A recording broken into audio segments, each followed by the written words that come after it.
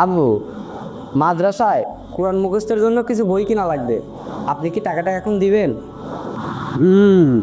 দেখছি এখন একটু কাজে আছি, পরে কথা বলি।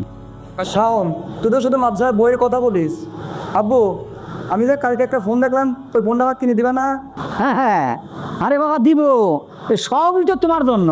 একটু ধৈর্য ধরো, কালকেই তোমাকে মোবাইল এনে দেবো।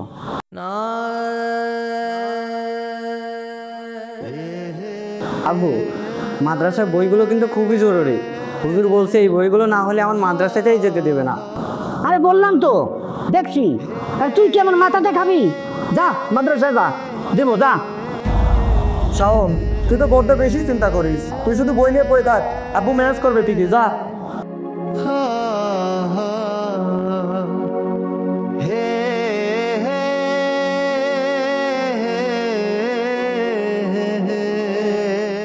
এই যে বাবা, আমি হুজুরের থেকে কিছু টাকা ধার নিয়ে এসেছি।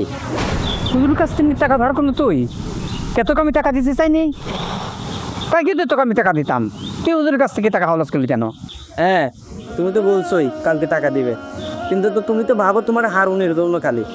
আমি তো আসলে সৎ ছেলে, আমার জন্য তুমি ভাববে কেন? আমার জন্য যে ভাবতো সে তো আর পৃথিবীতে নেই, মরে গেছে। তুমি তোমার আপন ছেলে নিয়ে স্বপ্ন ব্যস্ত থাকো, তার শখের জিনিস পূরণ করো। আমি তো শুধু বই কিনতে চেয়েছিলাম, তুমি আমার সেই টাকাটাও দিলে না। তুমি জানো আমার কত কষ্ট হয় যখন আমি ভাবি যে আমি সৎ ছেলে আর এই হারুন আপন ছেলে। তুমি দুইজনের দুই রকম দেখো, আমার অনেক কষ্ট হয়। তুই যেরকম কষ্টে আছিস আমি জানতাম না। ঠিক আছে শাওন, আমি বুঝতে পারিনি, অথচ কালকে আমার টাকাটা দেওয়া উচিত ছিল। আচ্ছা বাবা, তুই যা, আমি আগামীকাল যায় তোর হুজুরের টাকাটা দিয়ে আসবো।